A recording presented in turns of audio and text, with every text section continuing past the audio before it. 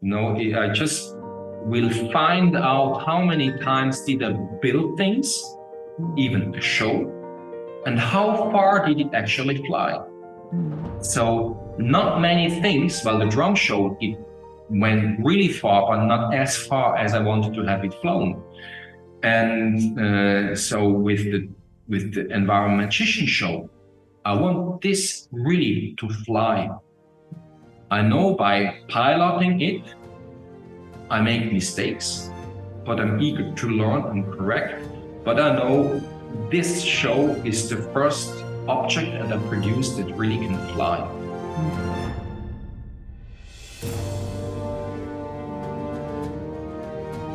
Good morning, Freddie. It's so great to meet you here on Zoom. Good morning. It's great to meet you too. Thank you very much for the invitation for an interview. It's a great pleasure. I mean, you've been spreading your magic all around the world, and you're really an entertainer, a performer, and you were a dancer, and I mean, you've just done everything. Well, not everything, as being a pilot would be one step that I would do, but it's too much mathematics to study instead just to fly. And so I'm not a pilot yet, but this is maybe just it stays a dream. I love to fly. As a dancer, this is one of the movements that we can't accomplish with our physical abilities. Yeah, no, that's true. But Freddie, you're in Berlin, but you're a Swiss in Berlin. So you originally from Switzerland. That's true. I came to Berlin in 1991 to work at the musical theater here in Berlin, the Theater des Westens, so-called. Then used to be one of the most renowned musical theaters in the German-speaking area, besides the Theater an der Wien in Vienna. Theater des Westens in Berlin was just the place to be. And as I'm Swiss and only have the Swiss passport, and then European community didn't have the bilateral contracts as they have now, it was difficult to work in London or in Paris or in Italy. And as I'm a versatile artist, maybe in the sports world, you would call me a guy who would do a decathlon. I think decathlon is the right impression, right? Zehnkampf, decathlon. Yeah. The thing is just that's the ability of a musical performer. But then, and still now, not anymore, but in the 90s it was different. But before then, in the early 90s, if you were not a specialist, you didn't count really. So of course, the disciplines that I have now all over the 40 or 45 years soon that when I started to study arts or dance or theater, whatever, and this was the skills that I loved to learn. And now, after all these years, I feel more and more accomplishing to an artist that is versatile. And in German, you need to have drawers. We call it drawer thinking. I don't know whether there is a similar expression in English. And so if you apply for a job, they want one drawer, the dancer, second drawer, magician, third drawer, the director. Now, but I'm a furniture. And if you do decathlon in the athletics, you do all the 10 disciplines and you try to accomplish them at the best possible. But the end, the sum brings the points, and then you're the winner or not. And of course, everyone has a weak point, right? Most of the athletes is 1,500 meters. And the sprint, still, if you're the best sprinter among the people that do decathlon, you will never be Usain Bolt, never, right? And that's what I didn't have to fight for in the musical theater, because in the musical theater, you're helped to work on the weaknesses, and you're also helped to become better in the strong points. Even though then, after years, I decided not to be a musical performer anymore, as I was always the dancer who sings and never the singer who dances. At one point, it becomes frustrating, as you always have kind of soap opera stars that can't dance, they can't sing, they can't really speak because they only do soap opera as actors, but they have kind of, today you would call it social media, but they had TV appearances. And of course, they had the names and fans. They would always be in the front, and you had more abilities than them. Just you didn't have the name, and you always have to take back. And that's why I stopped working in companies, because I don't want to stop just to deliver my show for somebody else. That's why I worked more or less always for me or for my productions. Yeah, because that's something in a company like that is something that's restrictive, because it depends on what they want, or what it's not always about the talent. It's sometimes about, like you say, the name, or Sure. what the company, what the director wants.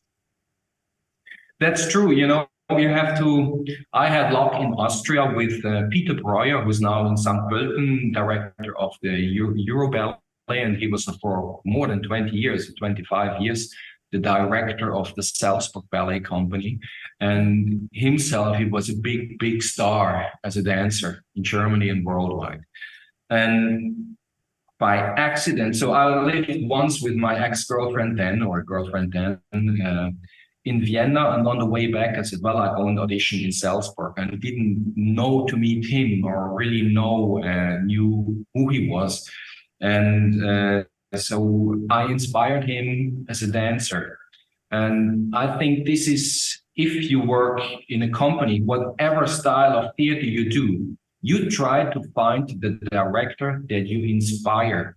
And sometimes it's not the abilities or the technique you have. It's maybe just the face or the kindness, whatever it is that you inspire. I call it the pen of the architect.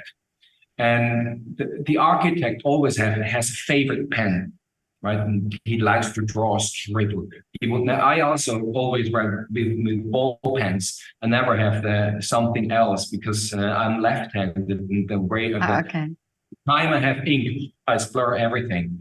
So everybody uses his favorite pen, and that's like a choreographer or a director. You have to find that director, and maybe you never find him. And the moment you never find him, you will always be in the second or the third row, not being able to get along. And it doesn't really depend on talent, or well, it does, of course, but it's the little extra that you have to find.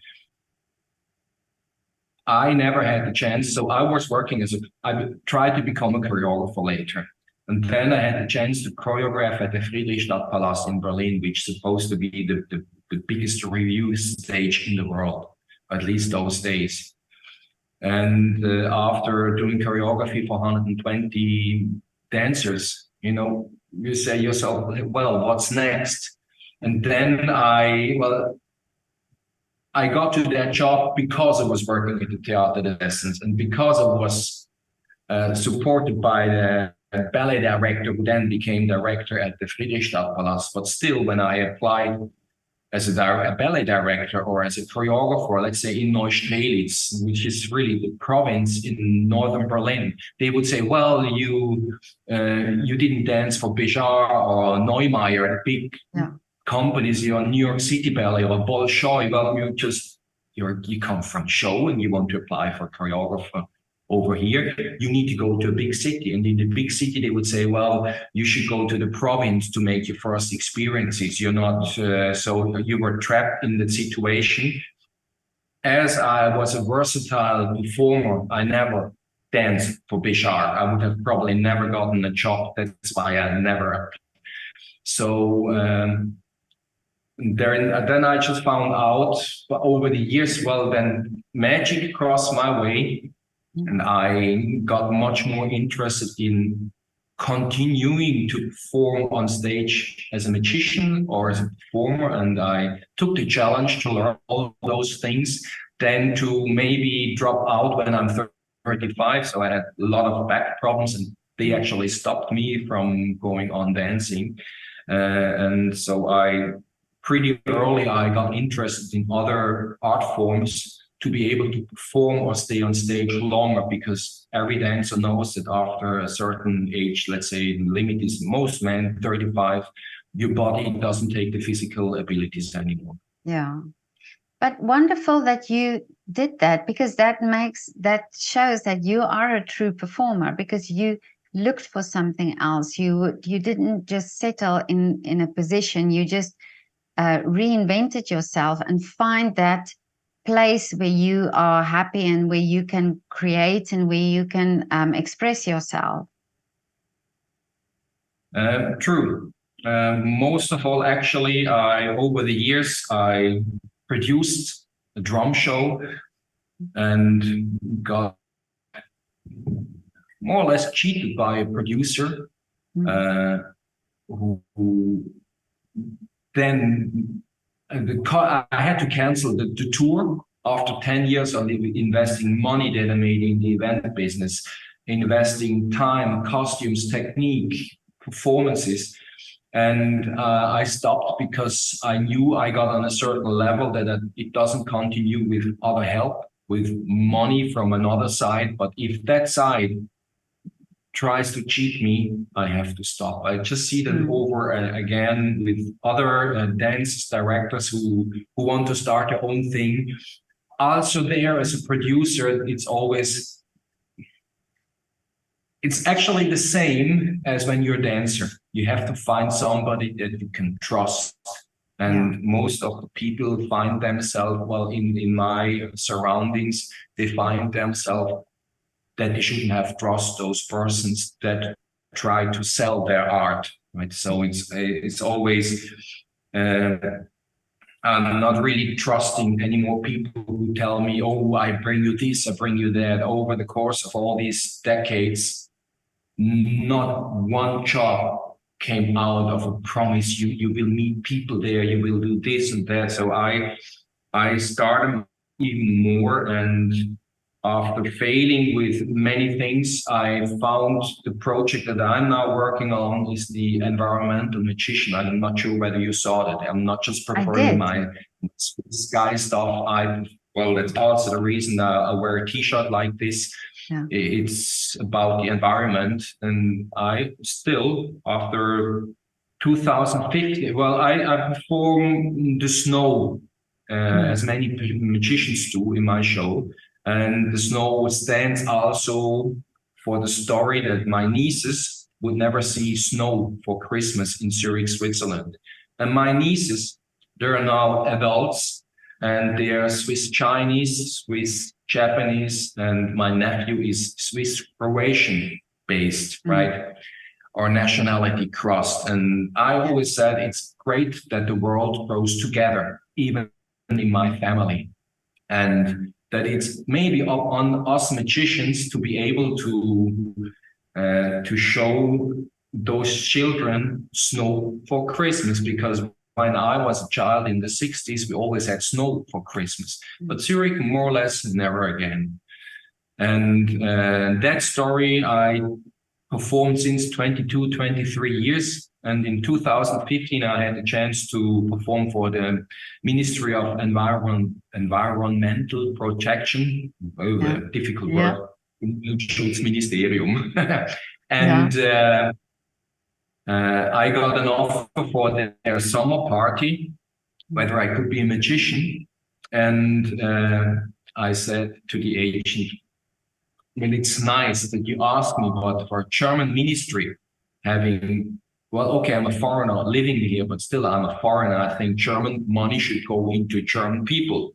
Even I say this as a foreigner that takes, of course, the chance and is glad to be asked. But I call it Kanonenfutter, means you're just standing in front of the cannon to be shot, because state agents need always at least 3 people to propose to a client, right? Yeah. And I can hear now over the experiences over the years, when in the question, well, would you perform there? We would like to propose you. I know in the way that people ask me that I will not get the job, but they still will propose me and I have to option the date, right? It's already extra work that I do with knowing that I will not get the job. And so I asked that because I know the agent, well, who do you propose? And then he said, well, this guy and that guy. And I said, well, then you don't need to propose me, except for that ministry, you should maybe, why don't you propose the environmental magician? 10 minutes later, I had a phone call, I got the job. Wow. And they booked for a year later, and even the Ministry for External Affairs and International Health, they asked me also, they saw me, and they also booked me for the next year. And I knew, well, I'm sitting on something I have never sold as fast. I just mentioned it, I got the job. And so I developed a show of maybe 20 minutes. And then over the years, in 2019, in spring, I went with my wife and with my stepson. I went to the Biosphere in Potsdam. And it's this beautiful botanical indoor garden. And I didn't know that besides that, there they had this huge event location, which I have never seen. And I know many spaces here in Berlin. And then I just called them, well, is there some performances happening, or what do you do in there? So I am the environmental magician, besides my other thing, but like I just pulled the drawer. Now it makes a circle. I pulled the drawer, offering them either environmental magician. And then they said, well, we could propose you for events. And they said, well, I see that space. And if you have an event, I offer myself for free because I want to accomplish it. I want to produce a show exactly for your place, and I do it for free. And they said, well, maybe, we have this one day for children and adults about bees. And I said, I could never have thought about doing a magic novel with the theme of bees. That was totally interesting. And that was an initial to finally not change numbers in my show, that they become an environmental magician number. I took new ideas and produced from nothing a total new number. So I produced new effects. I had a beehive where things appear inside. I do different effects in that number, and that actually started changing my work, because most of I know the work from being a choreographer, but most of the magicians work, I see a trick, I buy the trick, and then they put the story on it. And with, let's say, 95% of the magician is always the trick first, and then they implement the story. And I said, first the story has to be there, and then I find the tricks, or I imagine tricks. And if they don't exist, I produce them, I build them myself. So behind that door, there is my costume fund and my workshop with drilling machines, a drehbank, and all the machines from the top that I can, except welding, that's the only thing I'm not doing. And so I build everything on my own since then. But Freddie, this is amazing. I mean, but this is now you, like I read once that if you find your flow, if you find that thing where you it's your passion, it's something that you are good at, but it's something that works, and that's your thing. So this is your thing that you discovered. Yes, but there is a YouTube video about the trendsetter. And when I produced that drum show, which started for the unification when DHL took over Dansas and DHL Express became one big worldwide company, I produced a show for that event. And amazing. We went all over Europe with 27 concerts in big, really big events and I contracted just all the artists, everybody around it. Was 35 people who went on tour. So of course, there was money involved. And that money I always reinvested in my ideas. So I don't own a house, I don't own a flat. My space here for creativity, and so my life is not about owning, my life is about experiencing, and this I do continuously and strict since I'm 18. And So when you get on the point that you try many things and you also fail with many things, you at least can say you tried, which is a certain life satisfaction. But over the course of the years, you also would, well, of course, I don't deny myself, I would have loved to be a big world star, but life didn't do it like this to me. But still, I can live from my art with ups and downs, but it's about being an artist. And on the other side, if you're a young artist today, I have two friends who became big stars in Germany. They can't go out in the street like I can. And sorry, I prefer my life that I can go, nobody recognizes me. I can go in the streets, I can go in the shop. When you are famous, you're hunted by social media, you're hunted by iPhones or cell phones, right? And I don't know whether I would change into that life quality just to become famous or being rich. I don't think this is a price I would pay. It's tempting, but so what about? Yes. No, but what it's about then giving, and it's about the art, and that you are focused on that, you know, that you are focused on creating. And I think that is so important, and that makes it so successful, what you're doing. Well, yes, but it's always, I also own a very or partner of a very small video or film company, which I started last year. So as being always behind the camera too, to produce the videos of the shows that I produce. Most of the event shows only happen once for 10 minutes most of the times. And even the general rehearsal, even if there is a general rehearsal, you will not have the artists made up or in perfect shape with the perfect setup stage and with the audience sitting there with perfect live rehearsals. This only happens in the theater. So by the events, if you don't get that moment filmed, you don't have material to promote what you've done. I always was behind the camera, and then here you see back there, it's also a photo studio or a film studio if you want. And so that is a side that develops too.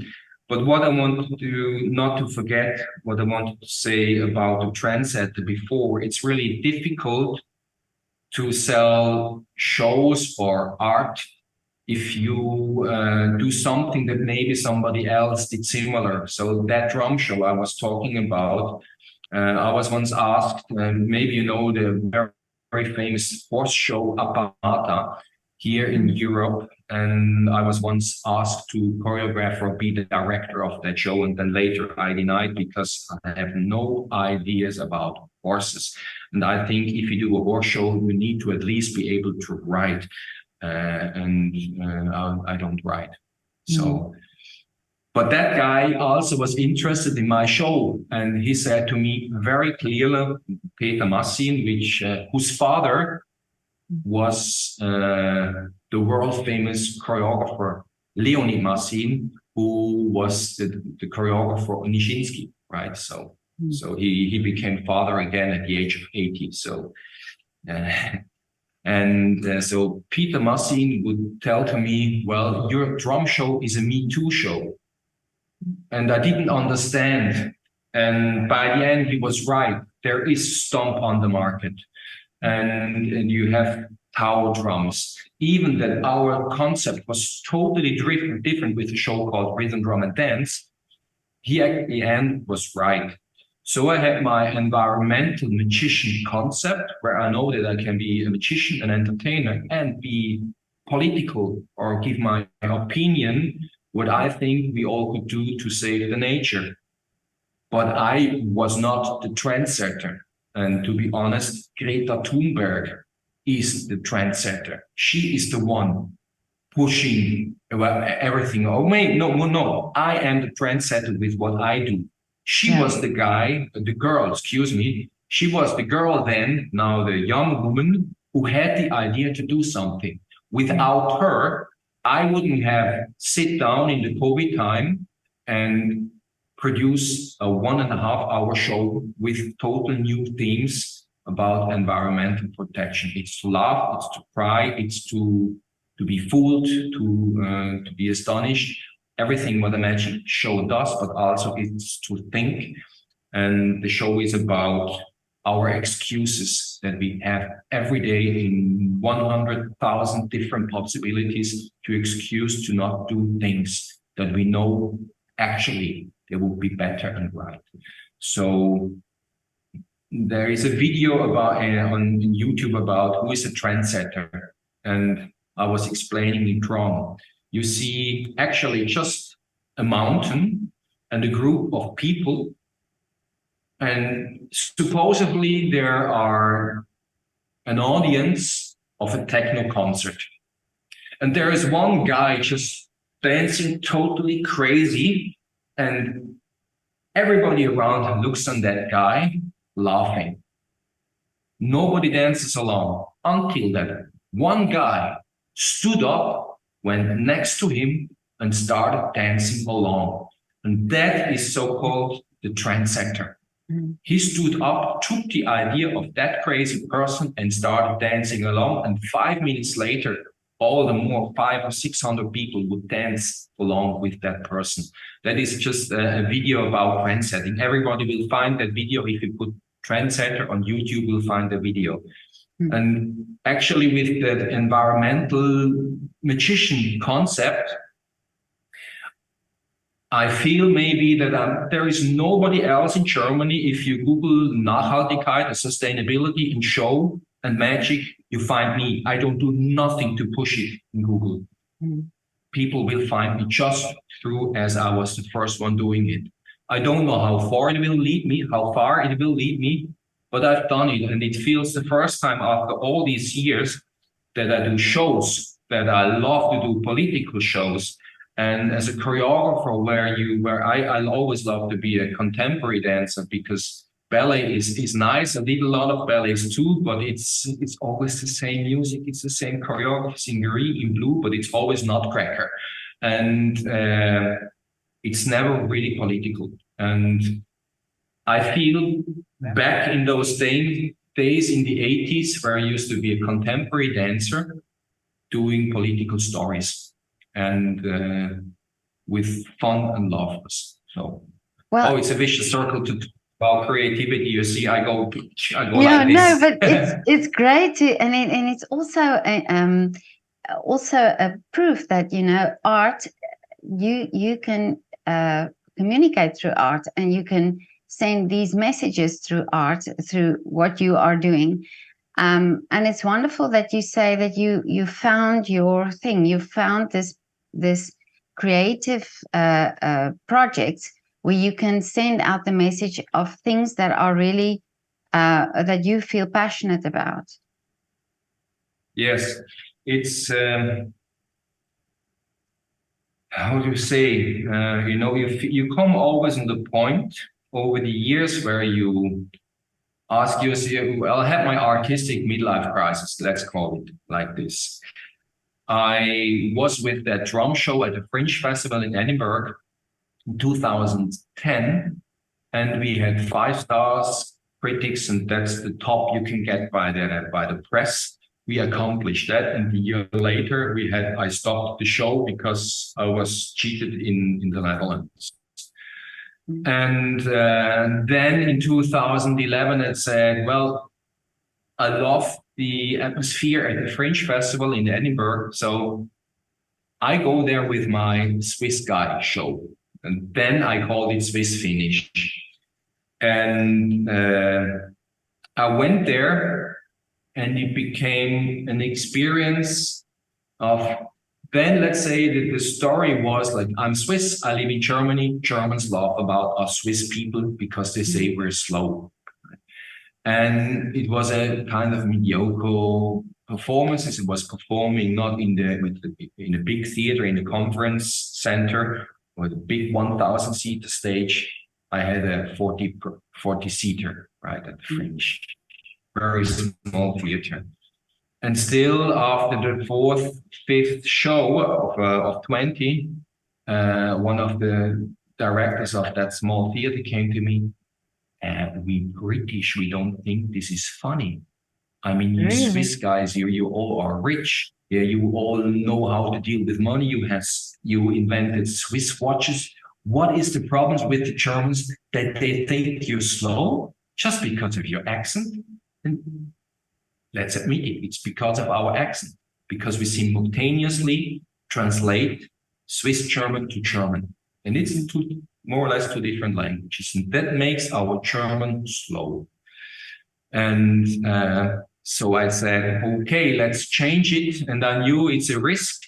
But I say, hey, I'm Freddie. I'm from Switzerland. I live in Germany. Let's laugh about the Germans.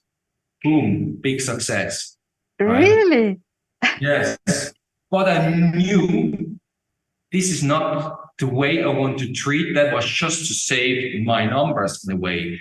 And I maybe had to do it to understand how comedy works, but I didn't want to be offending to the country where I'm a guest, right? Yeah.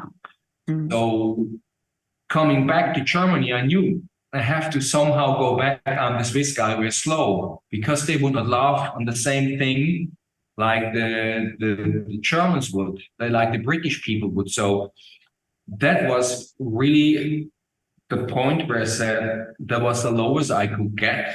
And I started to get, so I talked to many magician friends who were established as a magician. And they all said, well, you need an author, Freddie. You need to go someone who writes your lines, or you have to learn it yourself. And then over a process of 5-6 years, I took author courses, how to write comedy, and to have an understanding what makes people laugh. And my show, I do many things that I've learned, let's say, from directing, even though that I have consultants, but developing tricks and stuff. But definitely every line I say on stage is at least supervised by an author. And I have a very close friend, so 2 close friends. Who, for one, I make the posters. I help her with the publicity, and she supervises my text. So we are very good friends, and so she writes for me. I take pictures of her, right? She has posters that she does. She can save money, and I have texts or lines that are safe. And I know I'm not offending. And with the environmental program, it's difficult to not to do, oh, you're the bad guys, right? Because I'm a bad guy myself. I have gray hair. For this tour in 2002, I was stepping 72 times in an airplane just to go abroad in European countries to make money, the show. So my ecological footprint is a mess. And that's one of the reasons that I do the show. Well, this is great that you collaborate also with people, because I think this also brings a different dynamic to your shows. Yes, because I have my humor, and if I'm a private person, I really go sarcastic, boom, on the point, on the nose of somebody else. And I can't do this on stage. You have to do it more defined. I had to, at the end, at the Fringe, everything that is funny in my show happened accidentally, and I remembered it, or it was on video, because I always have a camera running.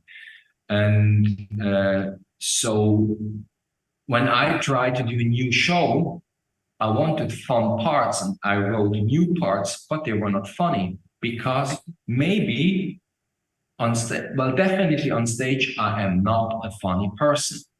I try to be funny, and I had to learn it, but something that I don't push, but everybody always tells me, you're best, Freddie, when you are poetic. And which is really funny. And for all the part, and so I never stop the show without poetic moments. That's very important to me, and to also because I switch into themes. I sing, I dance, I perform, I do different styles, and people have to now with the environmental show. It's different because I have the name in German protected.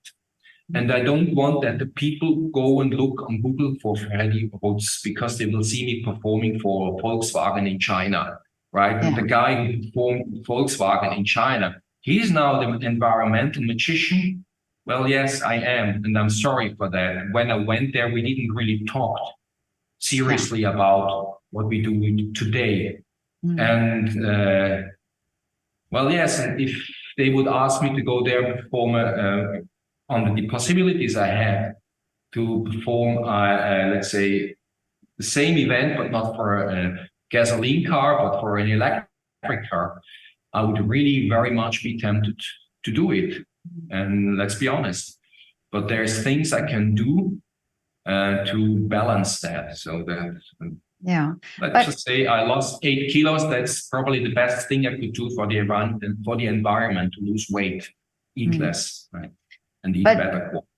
But it's also true that all these things that happened, made you aware of what you are aware today. So, and we cannot judge because we've all been there and we've all had to do certain things that we were at the time not always aware of what we're doing. So I think it wouldn't be right to judge you on that. But it would rather be a good thing to, to appreciate what you're doing now at the moment.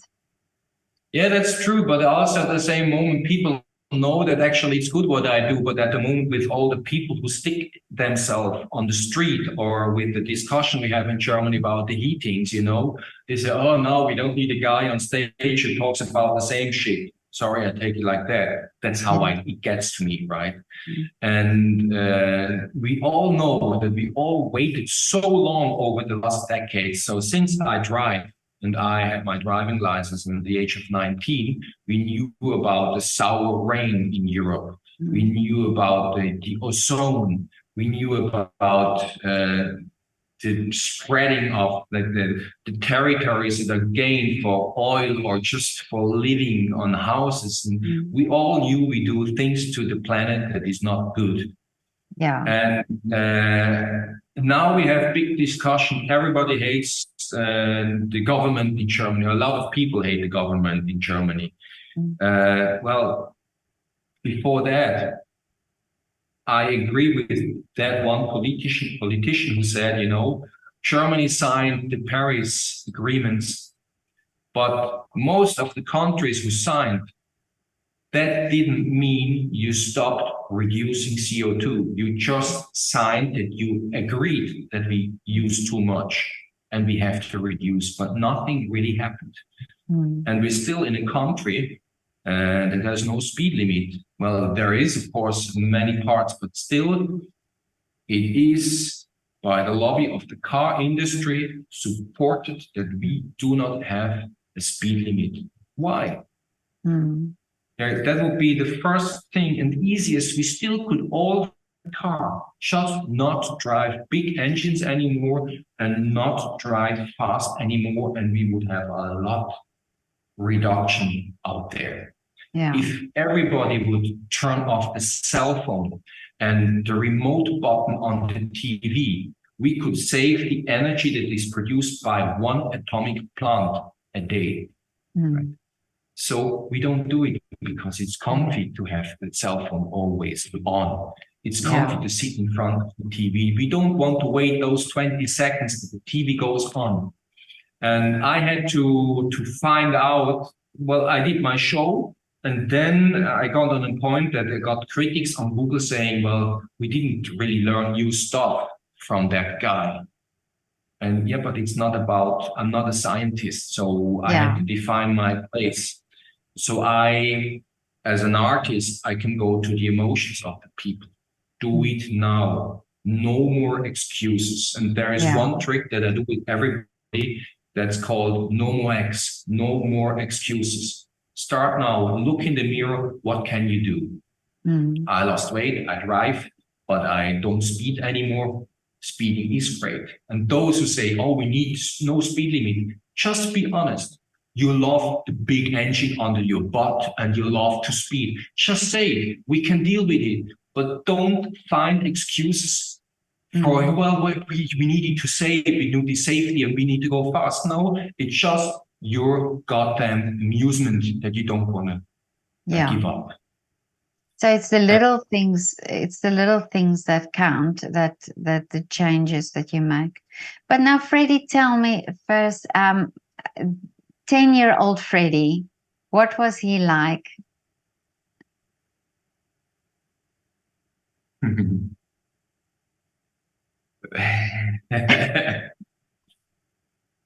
He couldn't really speak like this because he wouldn't really understand. He was a really bad student in school and he was always all over but not in school.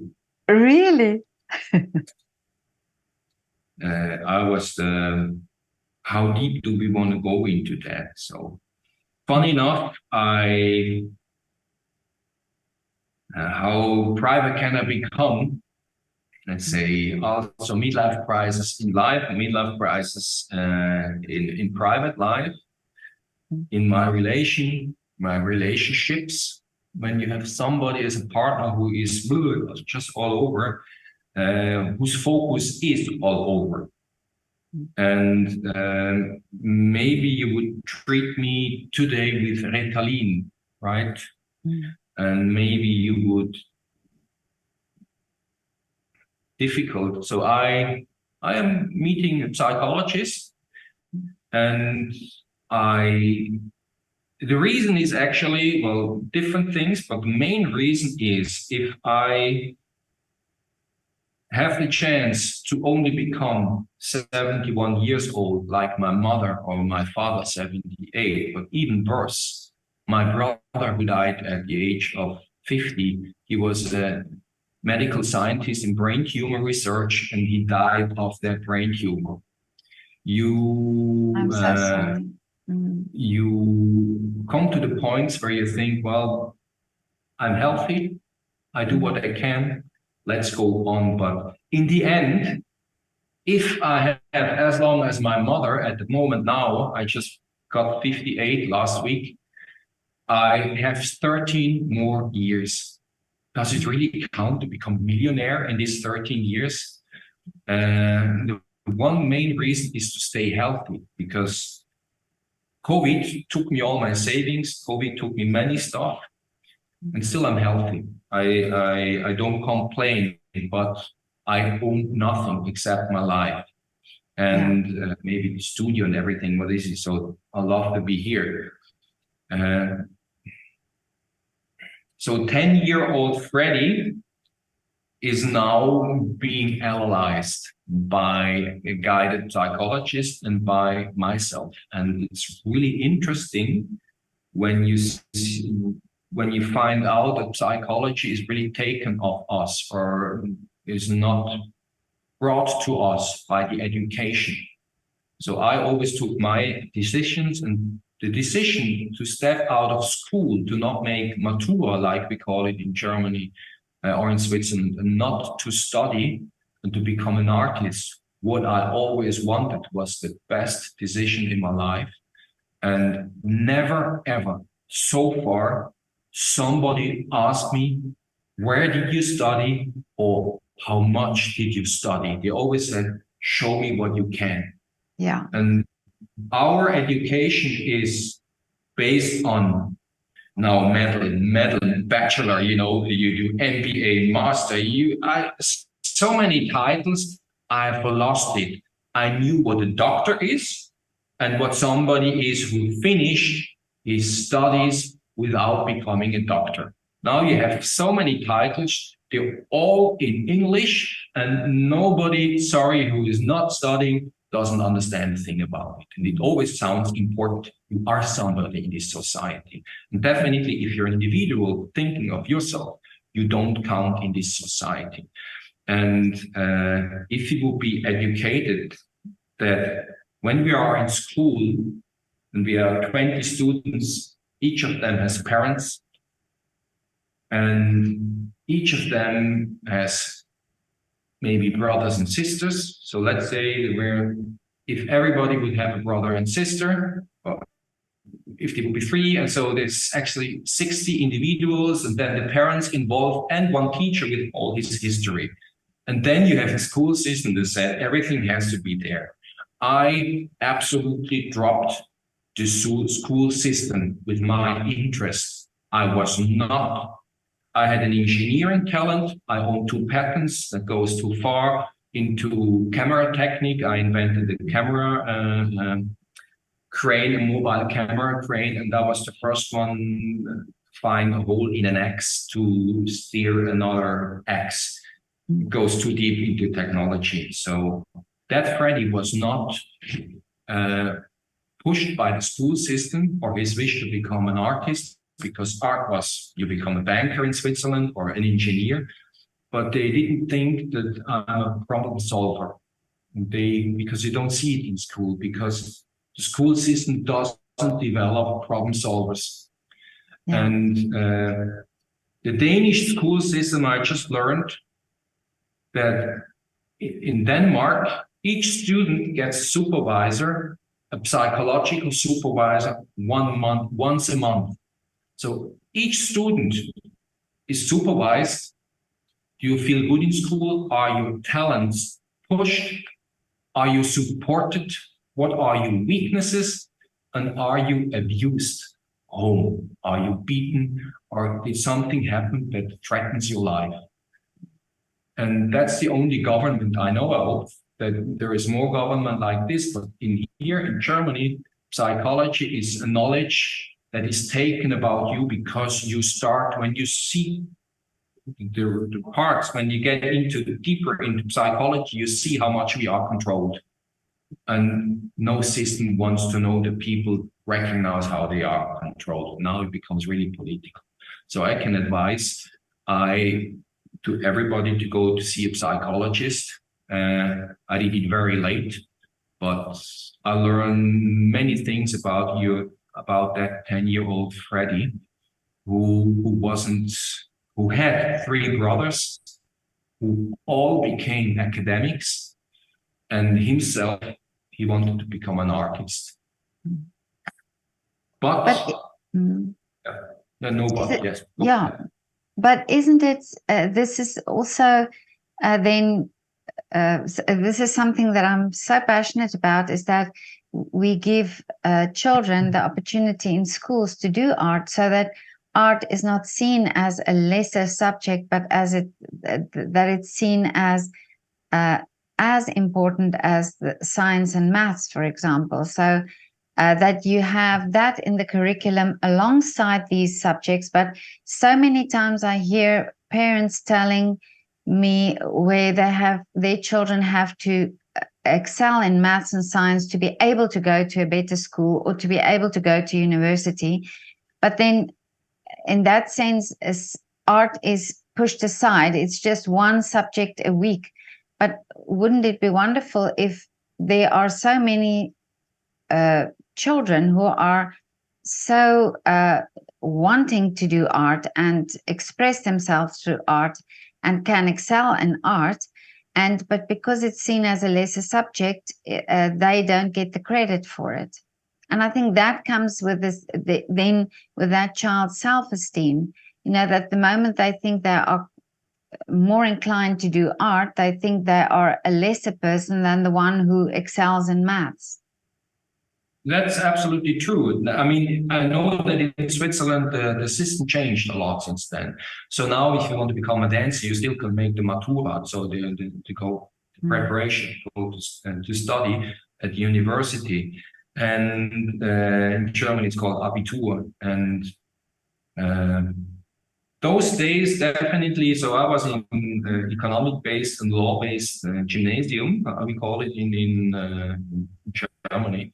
In Switzerland, and after the third year, so I could always keep the level, the average, to go on for the next year by arts and by sports. But after the 4th year, they just decided that it doesn't count anymore, and I knew I'm not having the average anymore. And also then by my family, oh, the youngest brother, he has to repeat 1 year. Oh, what bad for the family, or, and I said, well, school is deadly boring to me. So I had my interest and I took my education in my hands.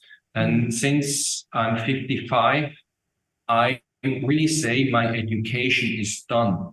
So in every job I learned, whether a dancer, whether a producer, whether a magician, whether a director, or whether a choreographer, it takes 3 basic years of courses, education, 2 years of additional education, and 3 years of experience. It takes 8 years for every job. That's why it took me 4 years to learn these 5 jobs. And since I'm 55, I say my education is done. And now people have to pay money for it because they always got me by an experience I could make. Well, if you do this, we don't have much money, but you maybe can do it. And of course, I wanted to do the experience to have that, but they would always get me with that, you make an experience. And now I negotiate differently also through realizing how I was always in this trap since I'm 10. So really that I realized through the impetus I got through my psychologist, that you suddenly realize things like, excuse me, I quick have to stand up because I'm sitting on a fly cases and the edges of that fly case make my legs numb. I'm kind of start moving here. You see that the fly case, and much more comfortable. I don't feel my legs anymore. And now getting back to what I said, it's that you realize that you today at the breakfast talking to my wife and saying, I always also like producing.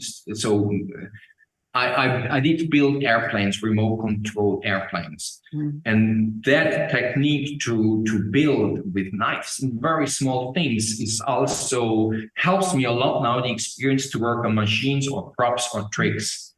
And funny enough, when I had built these airplanes, I was so nervous to fly them. The first airplane I built was totally out of wood. It was remote control. I had all this great thanks to my father who paid that and said, well, do it, because he was an engineer. He said, well, build this airplane, but I didn't dare to fly it. I flew it 2 minutes. And since then, I put it to the side. I built a bigger one with a V tail, right? And we used like 2.5 meters wing spread. And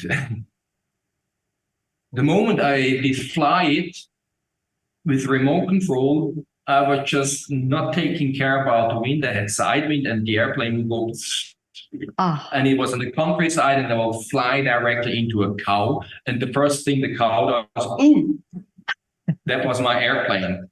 And since then, I like building, but not flying. Okay. And so I like to fly myself, but when you have accomplished something, to risk that it might be destroyed. And this occupied me since this morning. So even in this interview, apparently, it shows. And I know that we're going to think about this for the next weeks. I just will find out how many times did I build things, even a show, and how far did it actually fly? So not many things. Well, the drum show, it went really far, but not as far as I wanted to have it flown. And so with the Environment Magician show, I want this really to fly. I know by piloting it, I make mistakes, but I'm eager to learn and correct. But I know this show is the first object that I produced that really can fly. This is so beautiful that you have this analogy. And as you were talking as well, all these things that you did, I think all prepared you for this. You know, it prepared you for now for flying this project that you are busy with.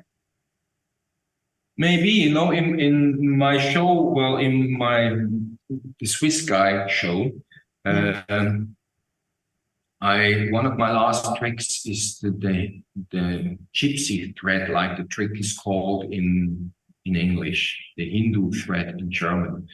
You have a spool of thread, you take a piece of thread, you rip it apart, you have one part and you have the other parts, you make a little ball, you press it on the spare part, you blow on it and you restore it, right? Yeah. And I tell a story about the clochard that I met in Paris. That's a story that I invented. So only the French call the clochards the aristocrats of the street, because the French know that each of us can, even Elon Musk or the richest people in the world, if things don't go the way they should, health, money, whatever in life, you could end up in the street. Or maybe it's also a choice. Maybe those people are more free than we are. Yeah. But it's Germany, we call them penner, tramp. We call them bad, right?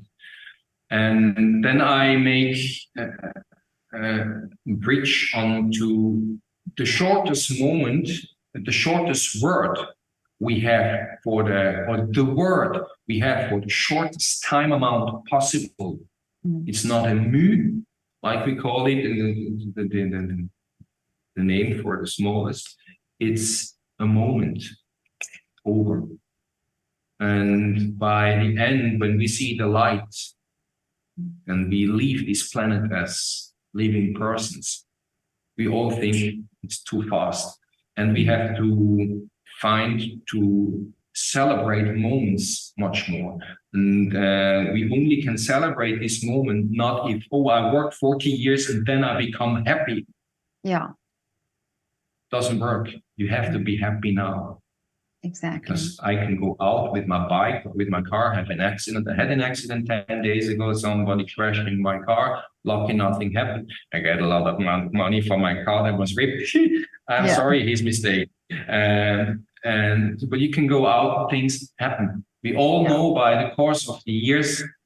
In German, there is a saying, die Einschläge kommen näher. The bombs hit closer, right? You don't call it the bombs, it's just where the place where it hits it, and then you have the hole in the floor. Those bombs come closer, and one day it will hit me. And we all hope that it's later than soon.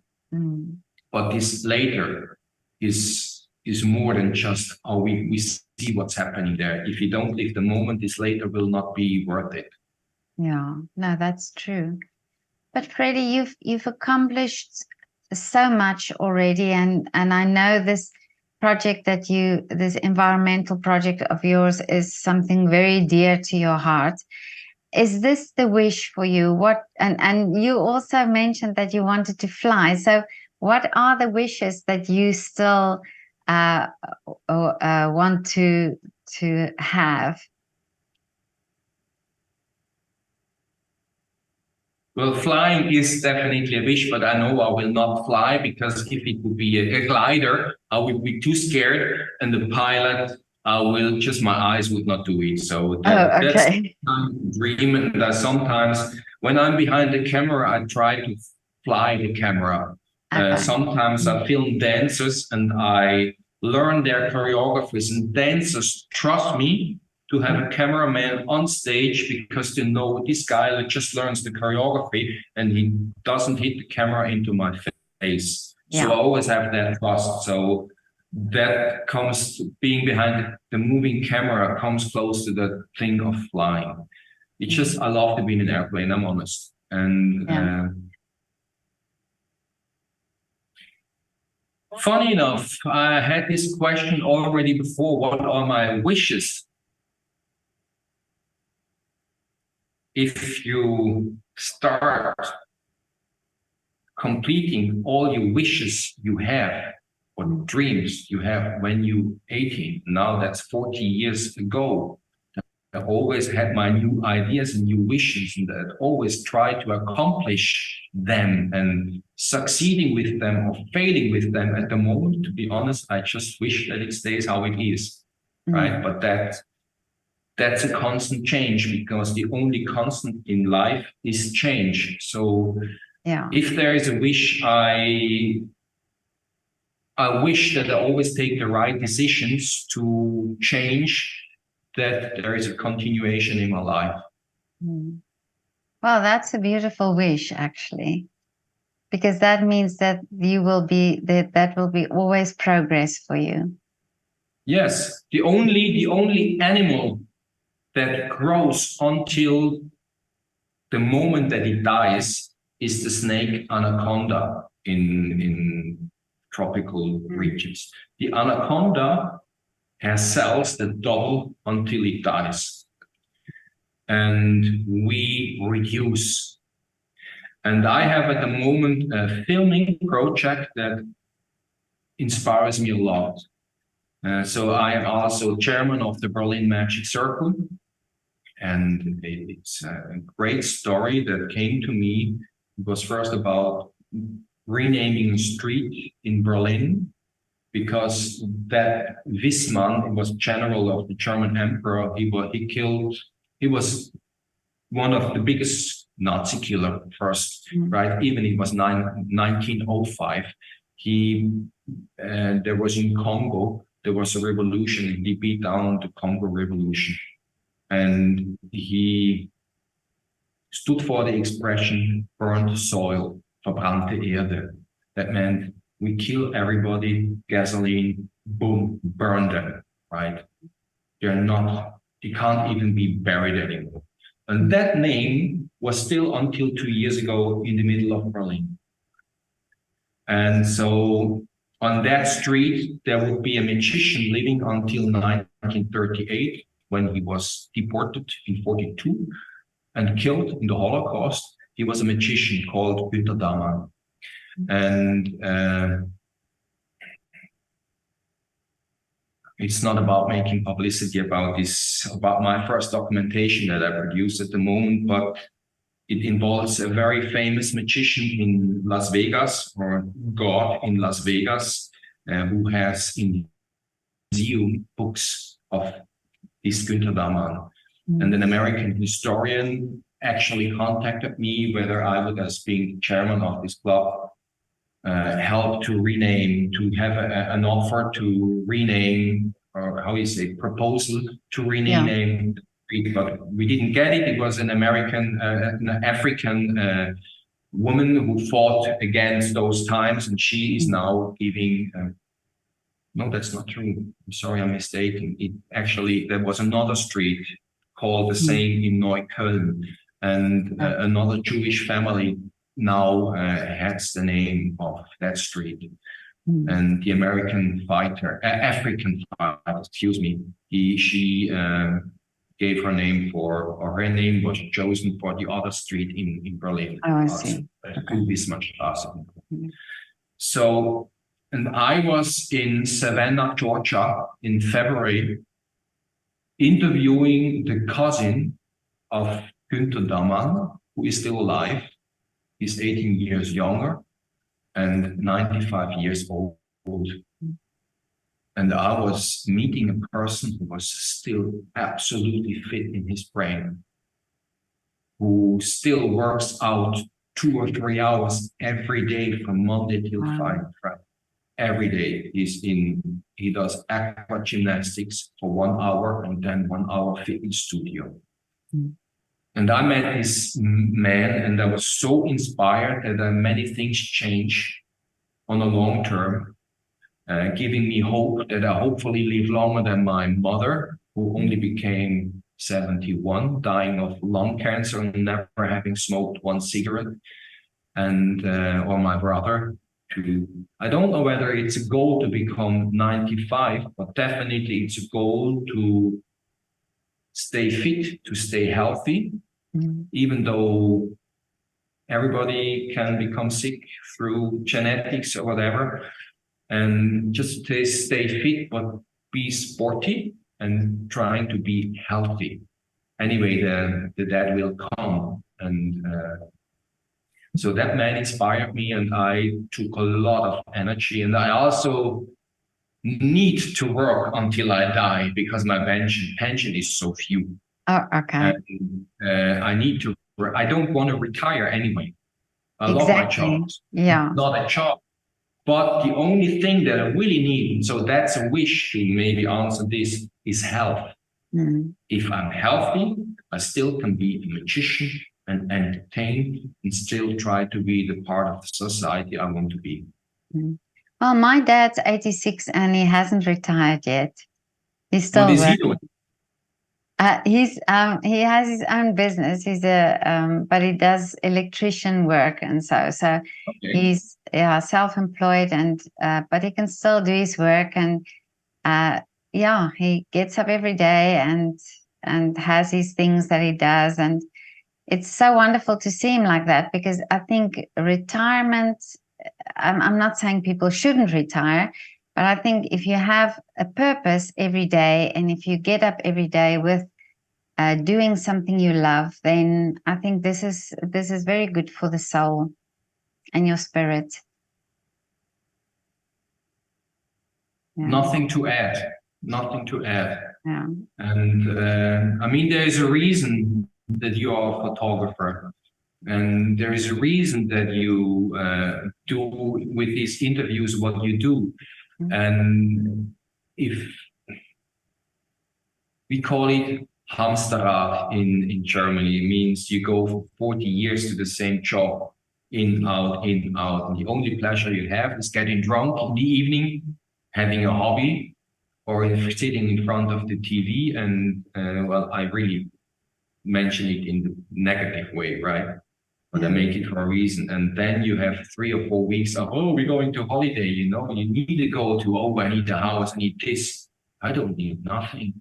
I mean, it's nice to have a house, but the price that I would have to pay to get the house, if I don't make it with my work at the moment, it's okay to not have it. But I would never go into to give up my freedom or my passion job or my occupation just to earn the money to have a house. Why? To give it to who? I don't have own children. Happened like this. But if you see people who give inheritance on, if they have a house, first thing, I more or less don't know anybody who inherited a house and kept it. First thing, it was sold because the money has to be split up. There, maybe as a unique child, you will keep the house, but saying, oh, I'm not living in that house, I'm bored, I hate it, seeing it too many times, you know, they sold it.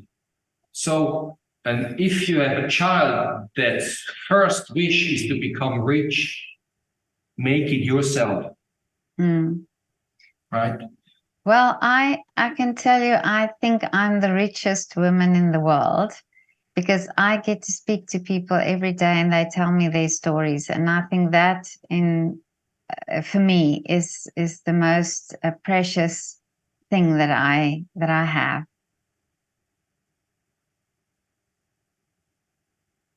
So. You do well. Thank you very much. It's true. I understand. And so by interviewing this 95-year-old man, I've experienced it. So I never, we have this little film company called Full Film with my friend Patrick, who was for 20 years TV director, who didn't want to take the stress of TV work, of commercial work. And he said, I'm a father now, right? And he loves his son, he educates his son, he's there for his son with his wife. His wife is a professor, and she's a professor, and and together we do our projects. And definitely by listening to the life story of that person, I absolutely understand what you mean by what you just said. It's like a privilege to have somebody talking to you and telling his life story. And it feels great to tell you the life story or parts of my story. Well, I appreciate it very much. And really, it's really inspiring to hear what you've done and how you took charge of your life. And I know what many artists tell me, and I also know all the hindrances and all the obstacles that artists have to overcome. And I do think that you have to be very proud of yourself for what you've achieved and what you're still achieving. And I really wish for you much more success and continued success for your project that you're doing at the moment. Thank you very much, but I have a problem with the word success. Okay. Well, success is a love definition, because it brings me to the saying, one who believes to be someone stops becoming someone. Oh, yeah. And if there is success, it's just a state of the moment. It's nice to have success. Yeah, but let me rephrase it. May you have continued joy with doing what you're doing. Yes, Thank you. Yeah, absolutely. That is, we find the right expression. Yeah. Is joy also. Joy and satisfaction. Thank you very much. Yeah. Freddie, this was amazing. So I think that was the end of the interview, was it? Yeah. Thank you so much. This was amazing. Thank you so much.